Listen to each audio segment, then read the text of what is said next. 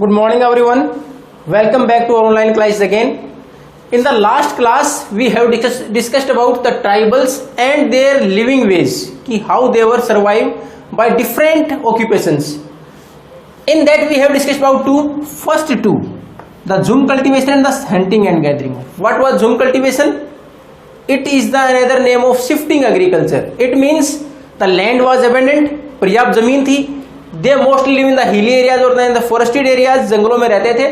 First they clear the forest, burn the vegetation and sowing the seeds in the ashes. जो राख बस्ती उसके अंदर बीज उगाए. When the fertility is lost, जैसे ही fertility खत्म हुई, they move towards the next land, दूसरी जमीन की तरफ चले जाते क्योंकि पर्याप्त थी जमीन. तो पहला उनका जो व्यवसाय था वो था jhum cultivation. Second hunting gathering.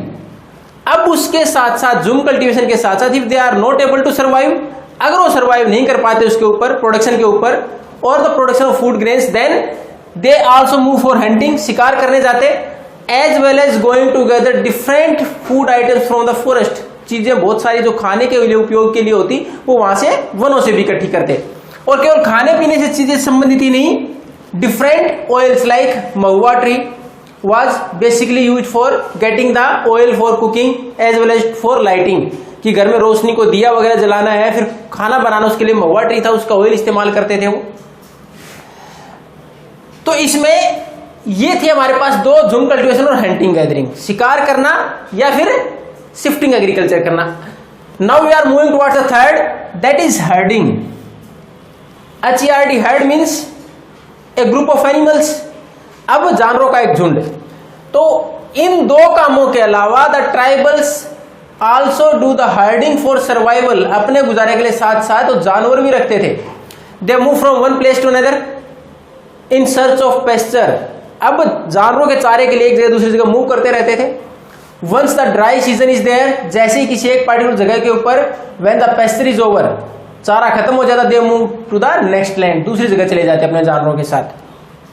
अब इसमें बहुत सारी जो उस वक्त जो हर्डर्स थे इनकी अलग अलग जातियां थी वहां.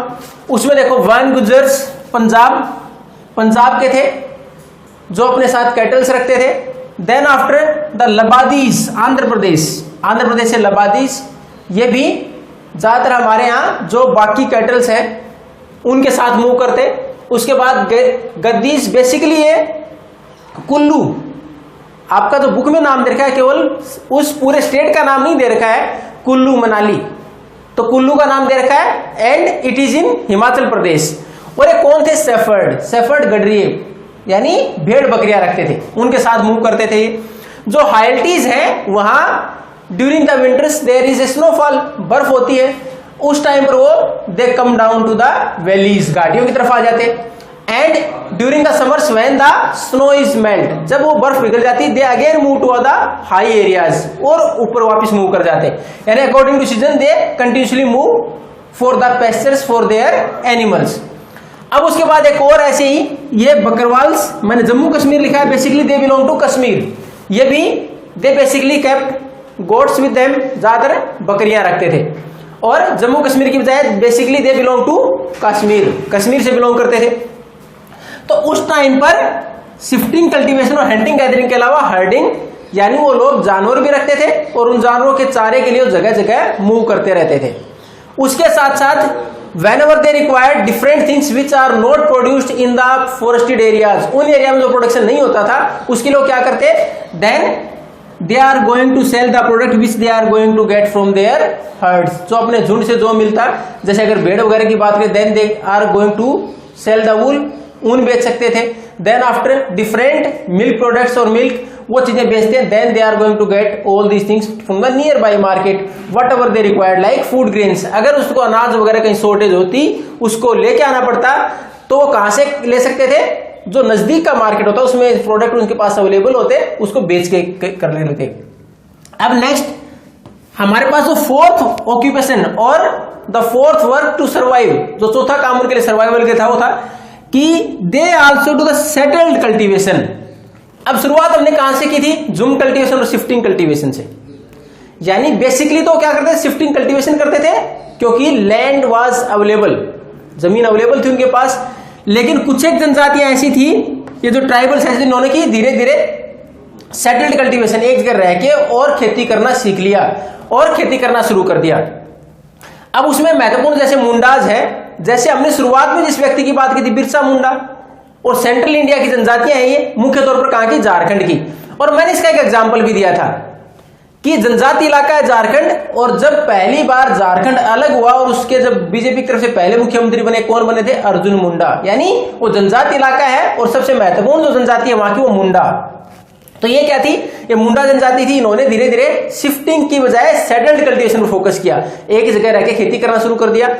और उसके अंतर्गत ये क्या मानते थे अपने आप को, they all are belong to a same ancestry, यानी उनके पूर्वज एक ही रहे हैं, उसके बाद उन्होंने आगे बढ़े हैं। और पूरा क्लैन क्या होता है, which are going to follow the same traditions और कल्चर, जो एक संस्कृति को अपनाते हो वैसा ग्रुप, वो कहलाता क्लैन।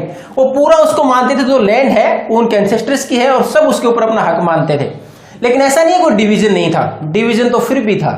जो पावरफुल होते हैं इनके अंतर्गत वो चीफ सरदार भी बनते, और they are not going to cultivate their own land, वो खुद की जमीन पर खुद खेती नहीं करते थे, they give to others on rent, वो किराए पर देते यानी दूसरों से खेती कराते थे।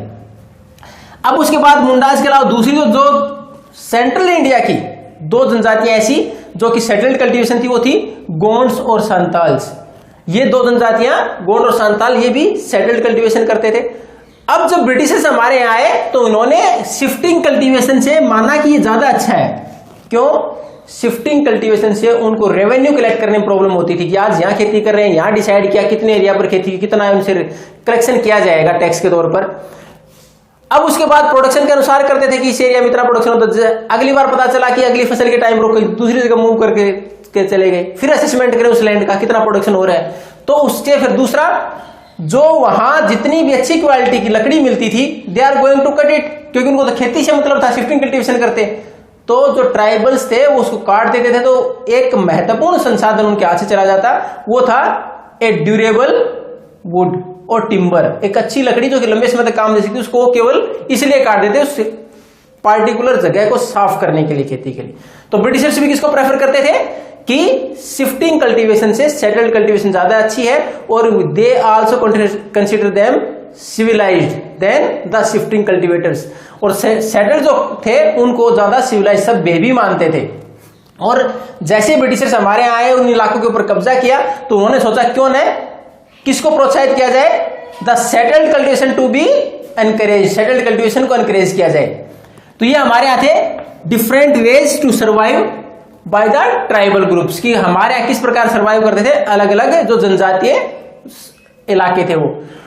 अब उसके अंतर्गत अब नेक्स्ट जो हमारे पास लेसन में पढ़ेंगे वो क्या है कि ये सारी चीजें उनकी सर्वाइवल के लिए थी।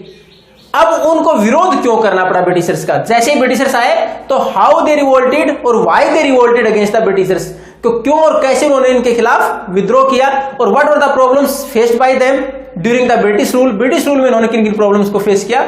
We are going to continue in the next class. If you have any doubt then you can ask. Thank you and have a nice day.